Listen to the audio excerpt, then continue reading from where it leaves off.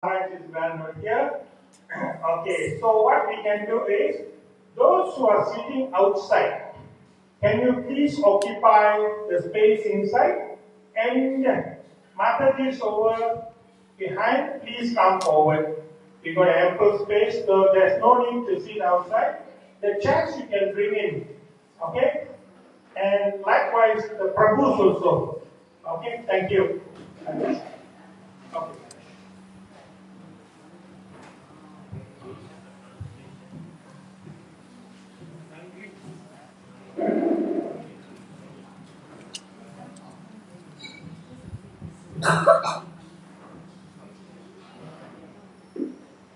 Something like that would be demo.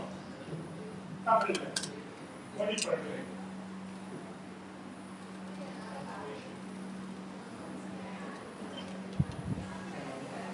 Non-free. Non-free, yes. Longer non-free. Sakyama. Sakya.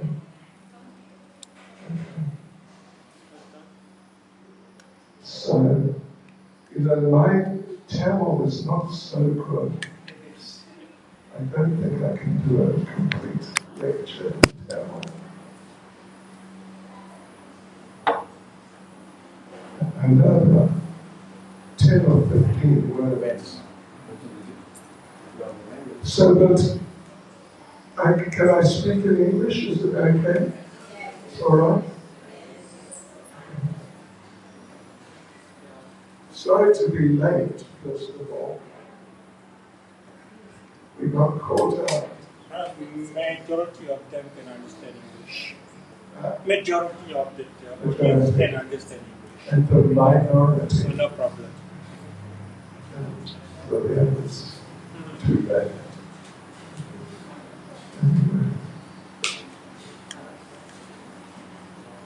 I'll try to speak slowly and clearly. Om Namo Bhagavate Vasudevaya.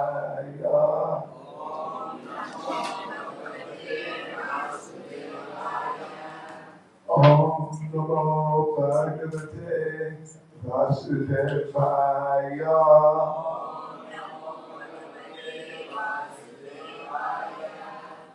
Om Namo Bhagavate Vasudevaya.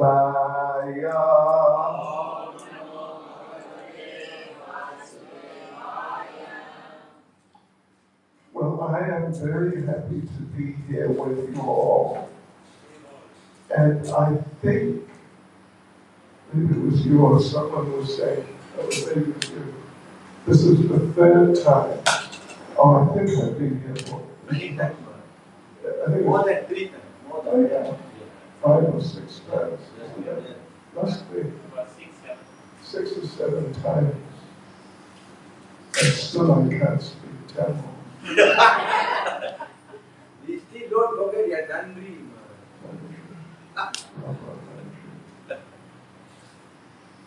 Okay, so devotees, I will read the next verse in Bhagavad Gita. And as you are following Bhagavad Gita, it's chapter 15, the Yoga of the Supreme Person, text 14. Aham Vaishva Ero Bhutva Praninam Deham Ashrita Pranapana Samayukta Pacharyana Chatur Vidam. Do we want to do a translation, a Tamil translation? Tamil translation. If you've got some, I mean to those who don't speak English. எல்லா உயிர்வாழ்களின் உடலிலும் உயிரின நெருப்பாக இருக்கும் நான் உட்சுவாச காற்றுடனும் வெளிசுவாச காற்றுடனும் இணைந்து 4 விதமான உணவை செரிக்க செய்கிறேன். Okay?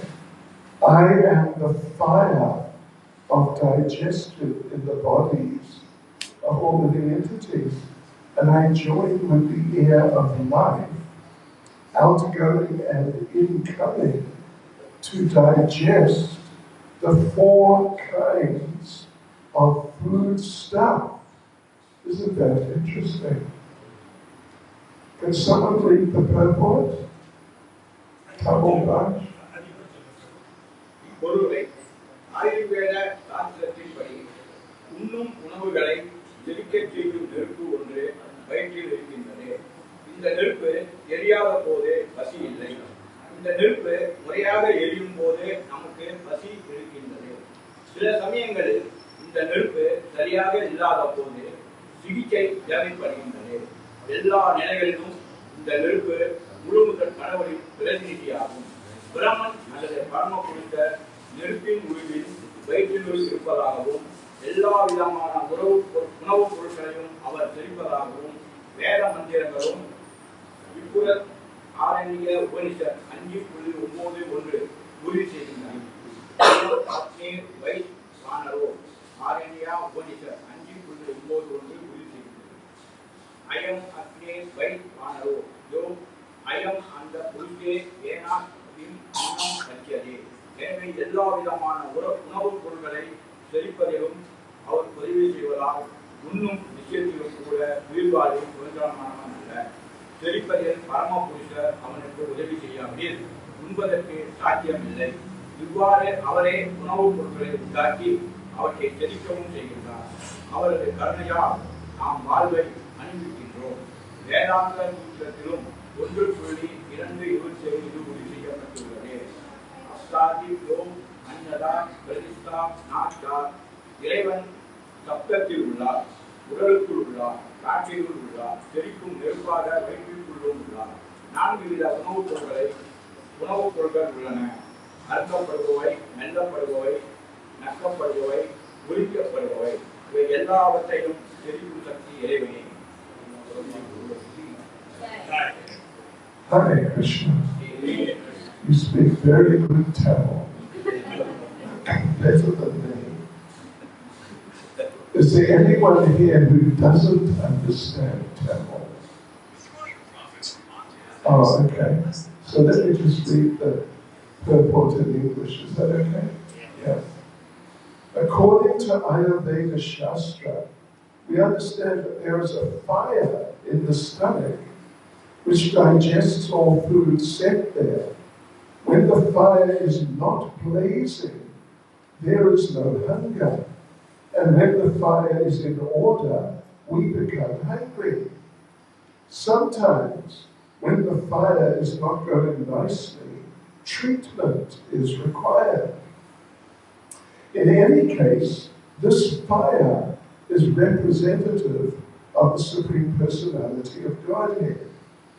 Vedic mantras, Brihad Aranyaka Upanishad 5.9.1, also confirm that the Supreme Lord, or Brahman, is situated in the form of fire within the stomach and is digesting all kinds of foodstuff.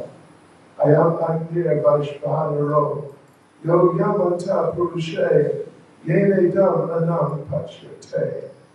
Therefore, since he is helping the digestion of all kinds of foodstuff, the living entity is not independent in the eating process. Unless the Supreme Lord helps him in digesting, there is no possibility of eating. He thus produces and digests foodstuff, and by his grace, we are enjoying life. In the Vedanta Sutra 1.2.27, this is also confirmed. Shabdam Divyota Pratishthanascha. The Lord is situated within sound and within the body, within the ear, and even within the stomach as the digestive force. There are 4 kinds of foodstuff. Some are drunk, some are chewed, some are licked up, and some are sat. And he is the digestive force for all of them. Interesting. Let me read the verse again. Ahvajvana Rodutva Pranidandegavashita Pranapana Savalyukta Pachamyanam Chaturvitam. I am the fire of digestion in the bodies of all living entities. And I join with the air of life, outgoing and incoming, to digest the four kinds of foodstuff. Nama Om Vishnu Padaya Krishna Prasthaya Bhutane Shrimad Bhaktivedanta Swaminiti Navane Namaste Saraswati Devi Gaura Bhakti Prachane Nirvishesha Shukya Bhakti Prasthaya Sri Krishna Chaitanya Namaste Shri Advaita Gadadhara Shri Vasani Gaura Bhakti Vrinda Hare Krishna, Krishna Krishna, Hare Hare, Hare Rama, Rama Rama, Hare Hare. Vanshkavatrivya Sakripa Sindhya Evacha, Paritana Bhavanebhyo Vaishnavebhyo Namo Namaha. Vaishnavebhyo Namo Namaha. Give our respects to all the Vaishnavas, to all the devotees, and I am very happy to be here again, and not just the third time, but I don't know, 6 or 7 times, something like that. To be here with you is wonderful. Because in Seremban, there are many nice devotees. Many very nice devotees. So, some people here, though, do not understand English. Is that correct? Or everyone basically understands? Everyone? Yes, English, yes. 1, 2, maybe around 3 of them are English. Should someone sit with them and translate simultaneously? What do you think? Some Tamil expert, Tamil scholar. Who's the biggest Tamil scholar here? Is it Prabhu?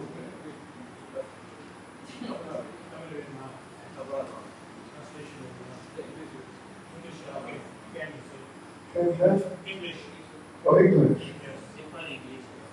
Huh? Simple English. Okay, anyway.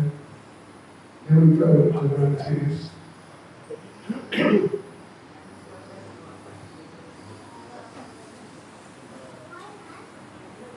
ठीक है? Can Maharaj, ठीक है.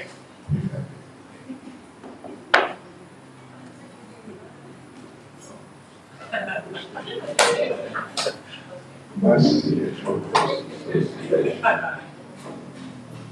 Yes, well, without going into things here too much in detail, but we could mention a little bit, like, I don't know if any of you, being residents of Seremban, have any of you been in cold weather?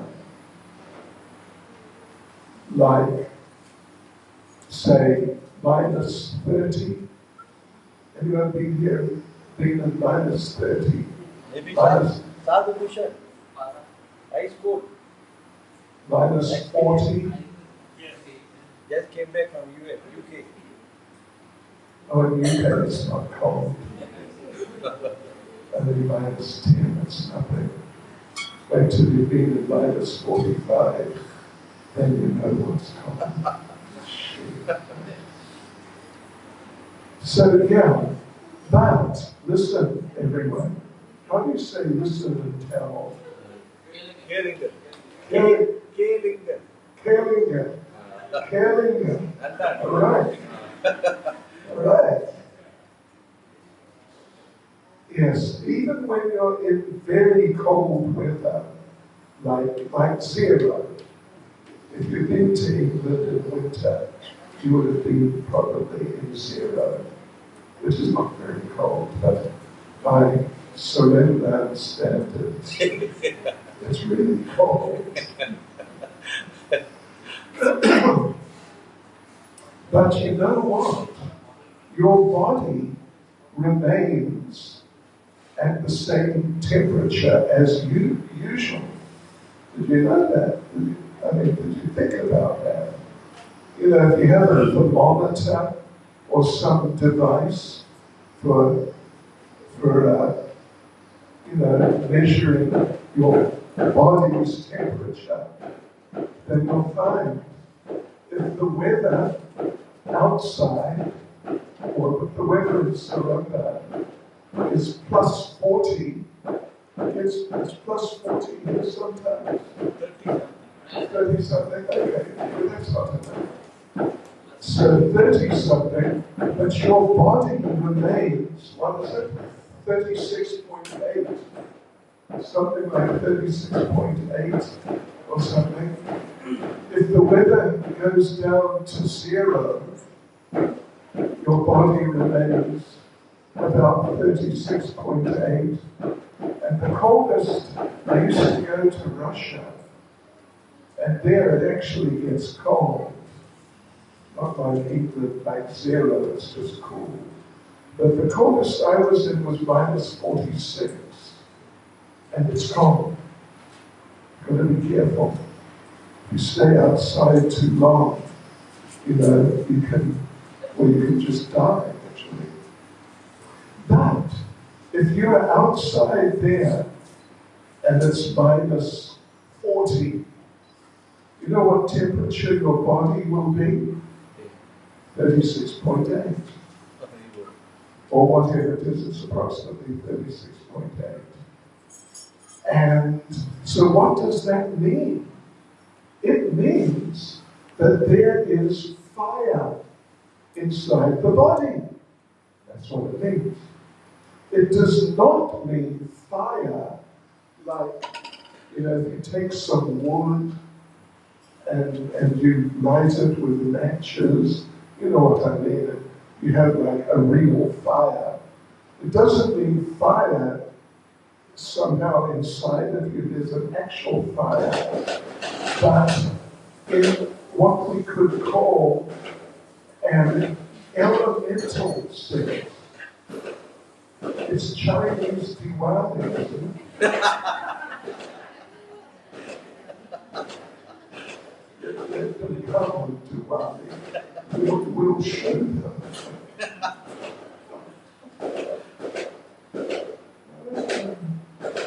This is actually juvenile delinquency.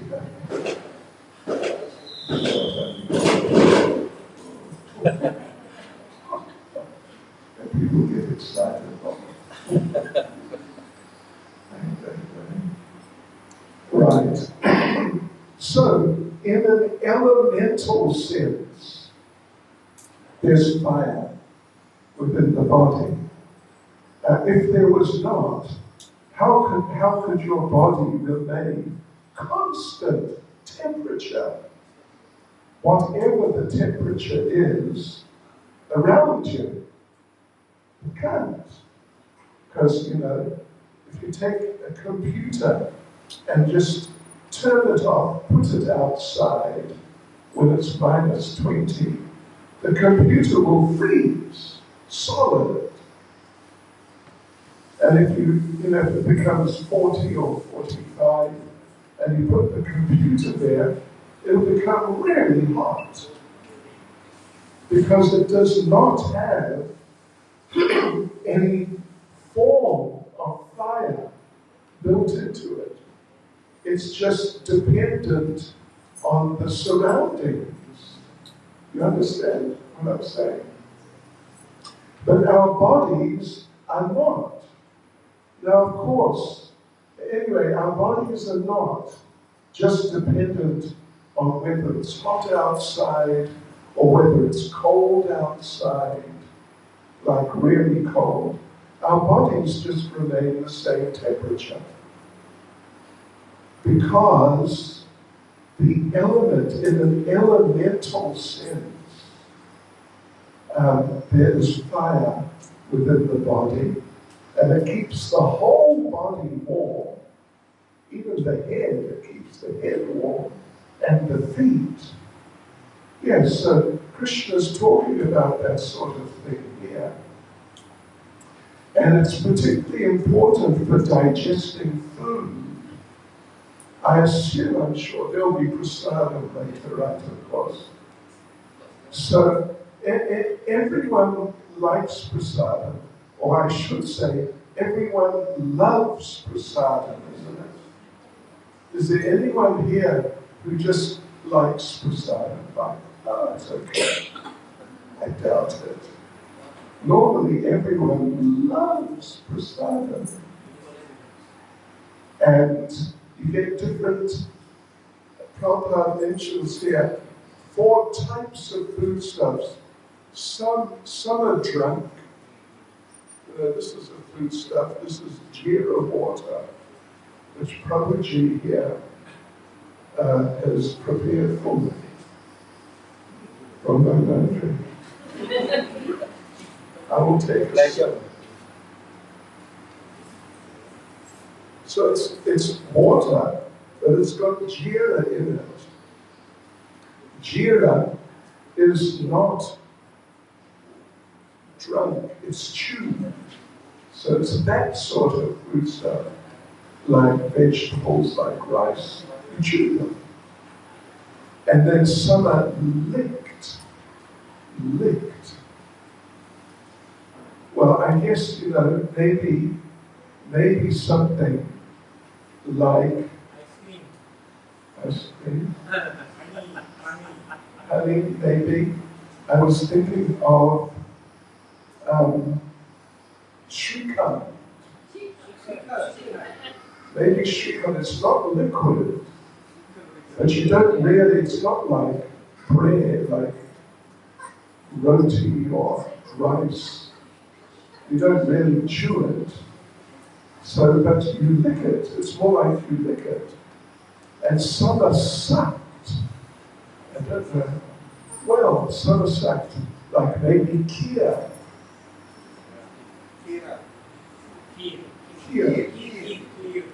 Could be, yeah. It's sucked. Payasa, maybe payasa. Rasam. Although rasam is drunk. Anyway, then there are, 4 types of foods. There's bitter, like Karela. Do you like Karela? Karela. Yeah. But Lord Chaitanya, you know what? Lord Chaitanya liked Karela. He really liked Karela. And what's the bitter Bengali preparation? Huh? Sukta.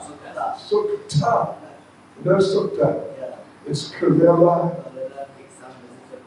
Are they Bengali? He's Bengali. ठीक है okay.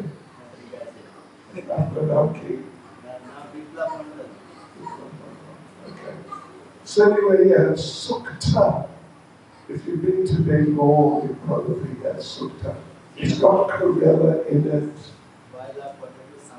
Yeah, and different things, and it's got a bitter taste. Maybe tomorrow in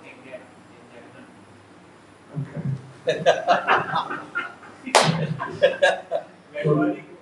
Relaxed. Yeah, and Lord Chaitanya, in Chaitanya Charitamrita, there's one incident where Lord Chaitanya eats some sukta. And Lord Chaitanya says, anyone who can prepare sukta like this will get the mercy of the Supreme Personality of God. So you better, ladies, better learn how to make sukha. I mean, it's a different taste. It's not like your, sambar and dosa, or idli. Of course, idli doesn't really taste of anything. But, sukha is bitter. Amla. I'm lucky. You probably, it grows, I'm sure it must grow here.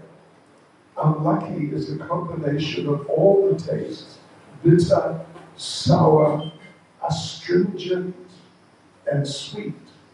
I think they are the 4 tastes. Bitter Kerala, astringent is something else like meti. You familiar with meti? I had meti for lunch today. Very well. It was really nice. In fact, it was almost too nice. It's an astringent taste, kind of sharp. Like, when it's raw, it's got a sharp taste. It's astringent. Sour.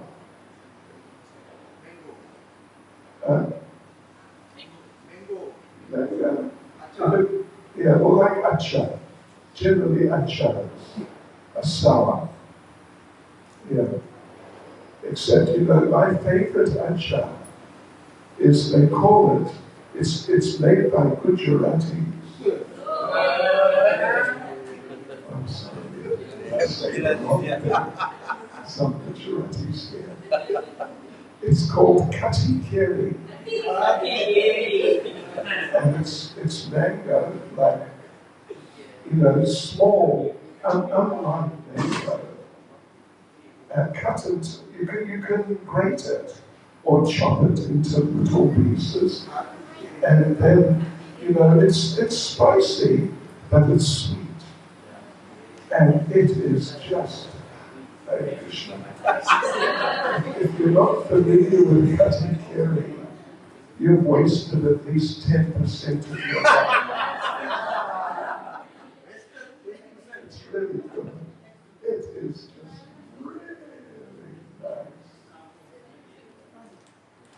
yeah, and it's a combination of tastes, actually. And then there's sweet. Of course, we all know sweets. And what's the favorite Tamil sweet? Malpua. Okay, anyway, it's not really Tamil, is it? And it's cross-cultural. Jalebi. Laddu, burfi. How about chum chum?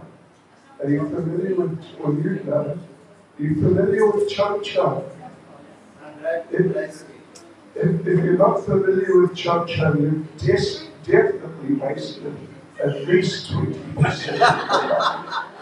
Good chum chum. Good chum chum. Not all chum chums are equal. So anyway, you've got all these different tastes and different types of foodstuffs, and they all get digested by fire. That's what the digestive process is. So like the scientists, our friends, Hare Krishna, the scientists, they say it's acid. Their stomach acids, which break down the food. So we would say that really the active ingredient is fire in the form of acid, and that breaks down the food, and then it gets digested, and you get some devotees, there's a saying, his digestion is so strong, he could digest nails. Nails, and like that. Yeah, that's, if someone, can eat anything, anytime, They say he has a digestion, he could digest nails. Well, there are people, there's one man who ate a motor car. Did you know that? He just sort of shaved it down somehow into powder and mixed it with food. And over the course of about a year, or over a course of some time, he ate the entire motor car. I mean, not in the form that the cars are about, but he ate the motor car. Yeah. Strong digestive system. So anyway, that's interesting, isn't it? That's interesting. And like, this is water with jeera. But even just say, if you just have water, if you've got this bottled water, you know, which is so popular. When I was young, there was no such thing as bottled water. We just drank the water out of the tap. Yeah. I never drank bottled water. Gosh, I don't know. Till I was about 30 years old, maybe. But bottled water is not just water. If you look at the list of ingredients, you'll see there's sodium in there. There's probably chloride in there. There's different chemicals. Normally those chemicals are forms of earth. They're forms of earth. But water is actually H2O. But if you use bottled water, I imagine most of or all of you do, you'll see there's a whole list of different things in the water. Chemicals, or you could say minerals, and they're forms of earth. So anyway, it's all going on by Krishna's arrangement. Yeah. And Krishna's amazing arrangement. There you go. Cheers.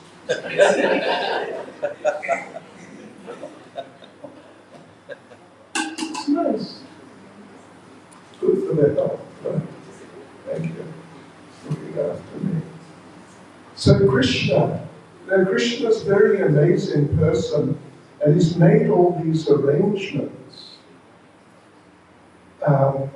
for, well, in this case, digesting food. What would be the use of food if you couldn't digest it? What would you do? Just look at it. If you couldn't digest it, you'd be in trouble. But by Krishna's mercy, and in the form of his very intelligent arrangements, incredibly intelligent arrangements, he has made these bodies so they can actually digest food. Yeah. And mango, someone said mango is sour. I heard you. It depends on the mango. Have you ever had Alfonso mango from near Mumbai? It's only grown around there, Alfonso. Best mangoes in the world. Sure. They're so sweet that if you're diabetic, you can't even look at them. Your sugar level will. But they're so sweet, they're incredible, amazing. Yes, my favorite sweet is cha-cha, if it's nice, if it's done nicely. My favorite, I don't know my favorite vegetable, maybe Corella. Anyway, okay, hurry off. But I like a good sambar. Good sambar. From Tamil Nadu. How to eat. So Krishna, Krishna is so amazing. Just consider, on the altar, the altar. There's Jagannath Baladev Subhadra in the center. On that side is Gauri Thai. And they've been made by people. And then there's Lord Vishnudev on this side. And, you know, you get these very famous artists like Michelangelo, Rodin. These are European artists. I'm sure in India they're, you know, going back some incredible artists. And they could make, well, let me just put it, this is interesting, listen to this. What's listen again? Listen, what is it again? Kelliger. All right. In our temple, in one of our temples, we have a temple in Durban, South Africa, big temples. So anyway, in one of them, in both of them, we have deities of Prabhupada, life size, you know.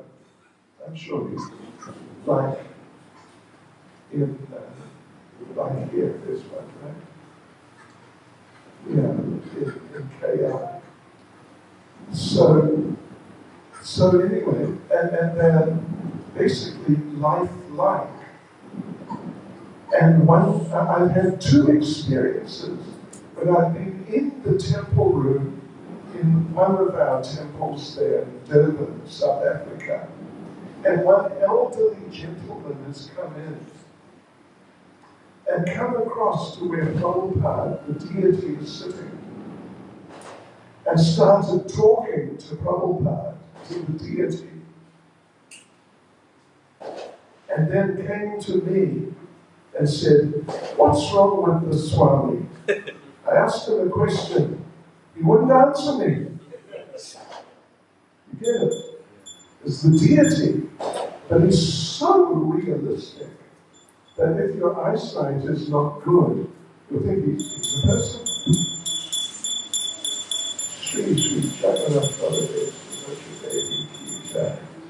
Of course, you know, he's transcendental, so he is a person. But you know, these statues made by the famous artists from years ago, the Italian Michelangelo and so on, they're incredibly expert in making statues of people, and they look just like the person. But the thing is, they're dead. It's just rock or something of that sort. It's not alive, it's just a statue. Krishna is so clever, he can make, you know, the same sort of thing you could say, but it's alive. And that's us. That's us. Yeah. And we're alive. Michelangelo, I don't know, to buy a statue made by Michelangelo, how many millions would it cost? Tens of millions or hundreds. And it's just a piece of rock. It's not alive at all. But he's expert, so he was able to make it like that. But Krishna is so expert that he's made our bodies, which are alive and conscious and can reproduce and digest food, etc., etc. How much more expert is that? Sure. It's incredible. It's amazing. And on top of that, how many human beings are there? Several billion. And they're all alive. Rodin or Michelangelo, I don't know, maybe he did 100 statues, I don't know. Not one of them's alive. And Krishna's made billions, you know, generation after generation, for so many years. And they're all alive.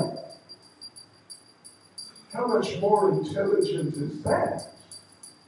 than Michelangelo. It's just another, world of intelligence completely. So yeah, anyway, Krishna is really wonderful, and he does so many wonderful things. Let me tell you a little story. Can I tell you a little story? Okay. We got a little time? Yeah. Okay. Tomorrow's off day. Okay. So, well, certainly we can have a Krishna Katha. We can have a Krishna night until Mangalarti. Anyway, all right. So, let me tell you a little story. Krishna, some of you may well know the story. It's a fairly somewhat well-known story. That Krishna, living in Dwarka, in the spiritual world, Krishna, living in Dwarka, there he's a prince. And he's living there with his 16,108 wives. And he's expanded into a 4 for each wife. And yeah, they're all living together like that. So one day, Krishna was busy. He was out doing something for a few hours. And then he was to come back home to visit Rukmini. Rukmini is the chief queen. She's the main queen in Dwarka. So now he's coming back. He's on his way back. And Rukmini hears, somehow she gets the information, Krishna is coming. Maybe she got a WhatsApp or a telegram or something. Maybe just an SMS. You're antiquated. So she got a message. Krishna is coming. And even though he'd only been away for a few hours, but their relationship is so close that she was feeling the separation while he's away, just for a few hours. But now he's coming back. And Rukmini got really really excited. Really excited. And she gathered her team of assistants and servants and cleaned everything very quickly. And now she's ready to greet Krishna when he arrives. So she was waiting at the door, or just inside the door, just inside the door. And Krishna came. Now Krishna he's come to the door. She is just inside. He hasn't entered through the door yet. But Rukmini meets him. And she's just so happy. She's just so happy. She's saying to Krishna, my Lord, I am just so ecstatic to see you. It's just so wonderful. Suddenly she collapsed and started crying on his feet. Right onto his feet, wetting his feet with her tears. So, Krishna is standing there, she's down by his feet. And Krishna, it seems to him, her attitude has changed. She was I'm so happy to see you. Suddenly she's crying, it's like she's upset. So Krishna said to Rukmini, what's wrong? Did I do something wrong? Why are you crying? And Rukmini said, no, I'm crying because I'm just so happy to see you. Because you know, I don't know if you do know, there is a little bit of a science of crying. Did you know that? When a person's tears are cold, it means they're crying because they're upset. They're not happy. When their tears are cold. But when their tears are hot, it means they're very happy, ecstatic. So Krishna's crying on her feet. And Rukmini is crying on his feet. And Krishna doesn't understand. He said, what's wrong? What did I do? I upset you, right? I said the wrong thing, isn't it? And Rukmini says, no. I'm just so happy to see you. And Krishna said, I don't know. I think maybe you're upset with me again. Because she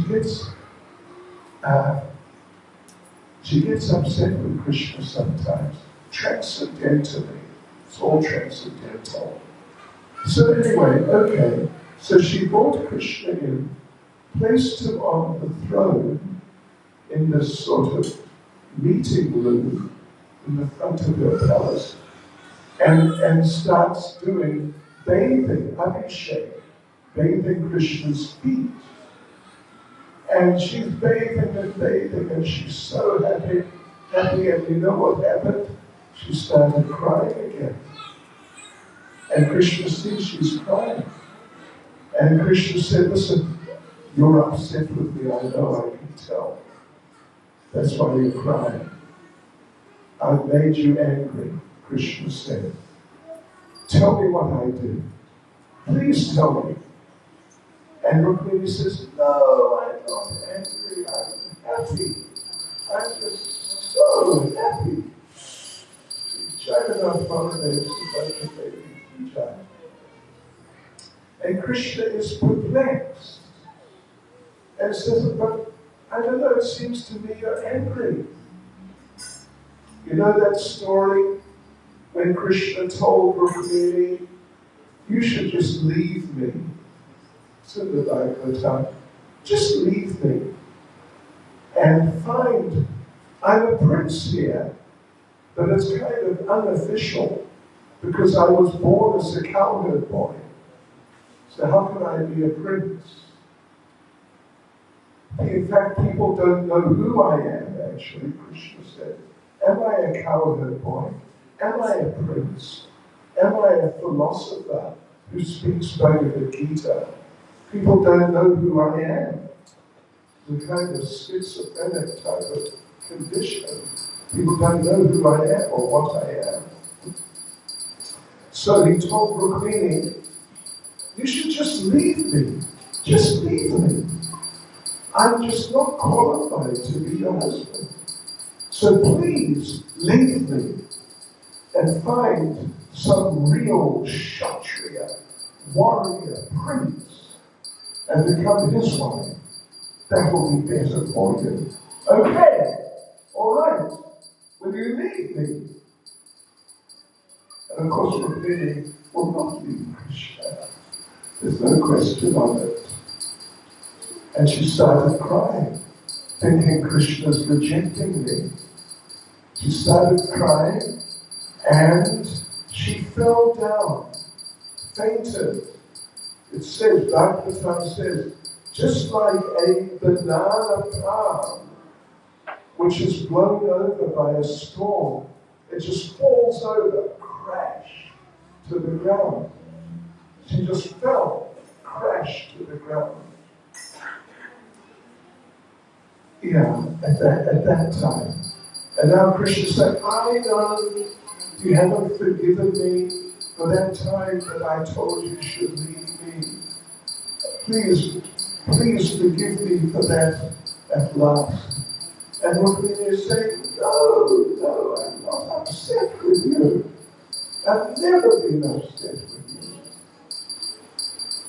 And Krishna said, I just don't understand.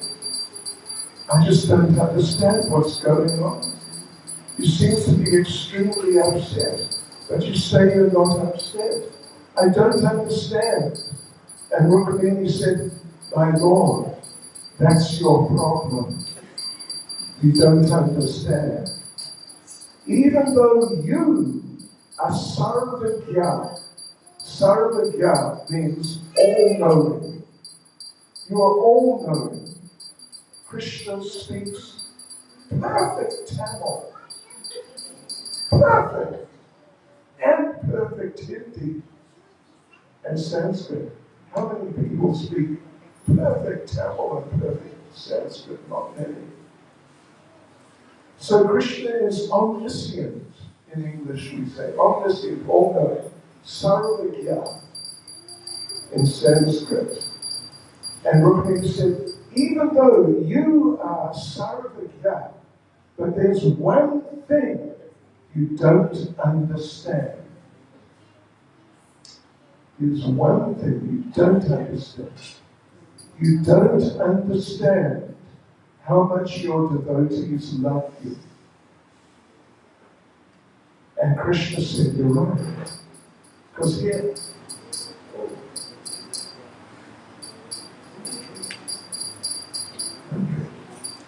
yes, so Krishna understood, you're right. Because he couldn't understand her mood and what was going on in her mind just now when she was crying. So Krishna said, you're right. I don't understand. I don't completely understand my devotees. And Rukmini said, so how can you actually say, or how can people say that you are all-knowing, but you don't know this? You don't know this. How can you say? So you have to find out about this. You have to learn about your devotees and understand your devotees. And Krishna said, well, how am I going to do that? And Rukmini said, there's only one way. You will have to become a devotee of yourself. Otherwise you won't understand. You know, Prabhupada said, you will never understand the taste of honey by looking at a bottle of honey. You have to get into it. So Krishna felt like that. I'll never understand the feelings of my devotees unless I take the position of a devotee. And then Rukmini said, but not just any devotee. You know, some sort of ordinary devotee from Seremban. Do you have ordinary devotees here? I've never met one. They're all wonderful, great devotees here. But there's probably an ordinary devotee here somewhere. So not just an ordinary devotee, Rukmini said, you have to take the position of Srimati Radharani, the topmost devotee. If you don't, you won't be able to understand properly your devotees. And sometimes you'll be in a situation and you just won't understand. And you'll become bewildered. So if you are really going to be all-knowing, you have to become a devotee and experience that. So Krishna said, well, how am I going to do that? Radharani is already Radharani. You know. And I'm male and she's female. So, you know, I don't know what to do. Then, devotees, you know what happened? Then, Narada Muni arrived on the scene. Narada Muni arrived and came in and offered obeisances to Lord Krishna. But Lord Krishna noticed Narada Muni was unhappy. He looked disturbed. Narada Muni was like, anxious. He was not happy. And Krishna said, what happened?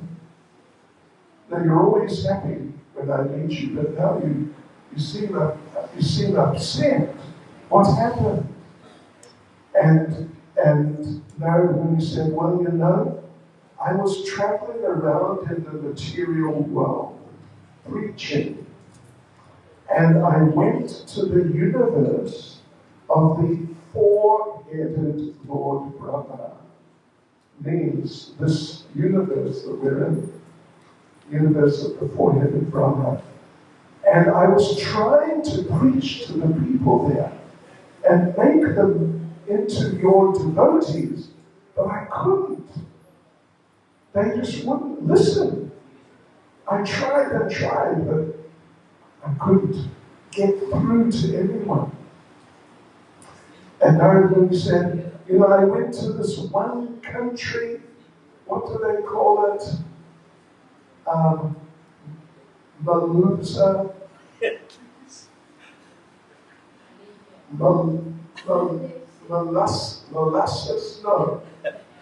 Malaysia. I went to this one country called Malaysia. And there it was so difficult. I went to this one town, what was it called?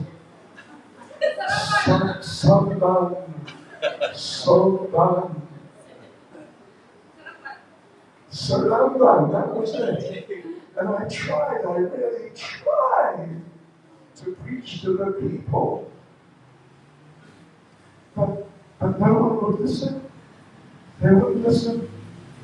It was terrible. So I didn't know what to do. And then he told Lord Krishna, I can see the only person who can help them is you, the original Supreme Lord. You have to go there. You have to go there. Otherwise, those people in, what's it? Seremban? Seremban. No one else can help them. They're beyond hope. They're hopeless.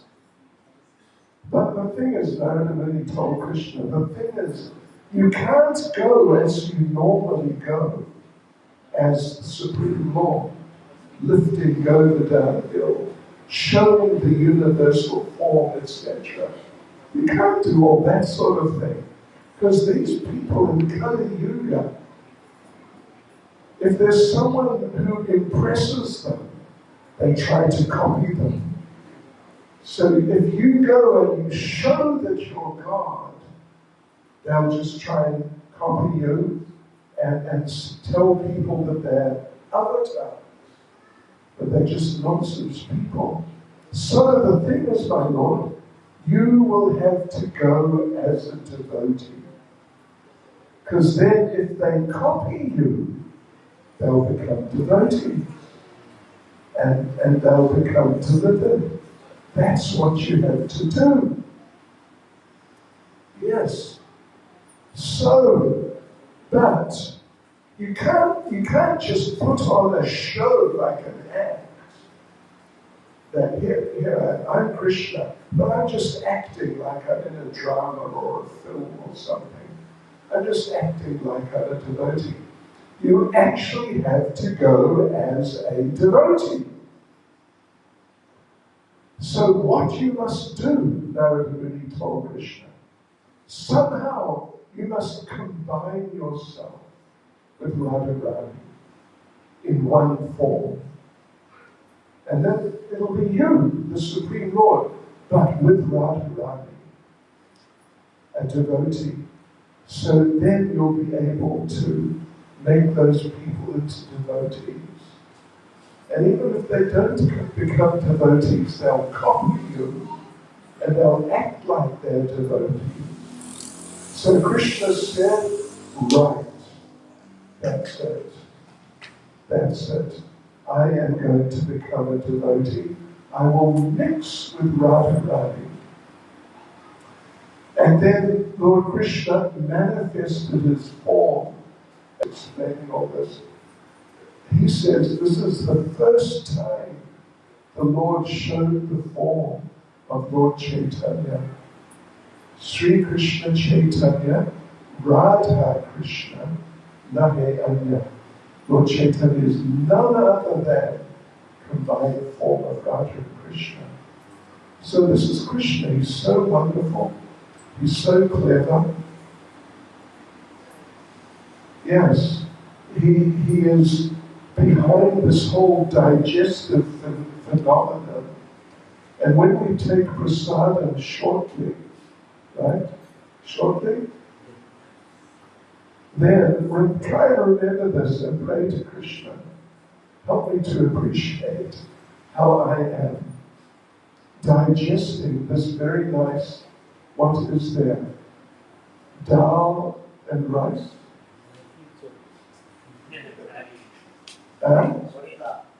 Sukta.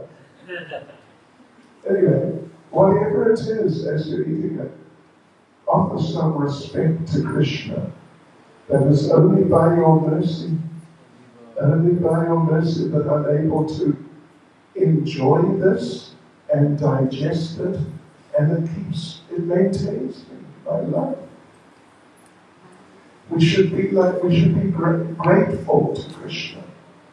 Krishna does many things, but many of those things we take for granted, like digesting our food. We normally take it for granted. How many times when you're eating a nice plate of dosa and coconut chutney and sambar, how many times did you think, thank you, Krishna, for this?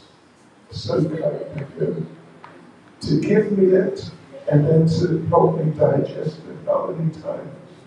Not so many, I think. But tonight, try and do like that. Yeah, and be grateful. Gratitude is extremely important. When you get some mercy, some kindness, which you don't deserve particularly, you should be very grateful and try to reciprocate. So anyway, there you go, devotees. Hare Krishna. Srila Prabhupada ki jai. Sri Jagannath Baladev Subhadra Devi ki jai.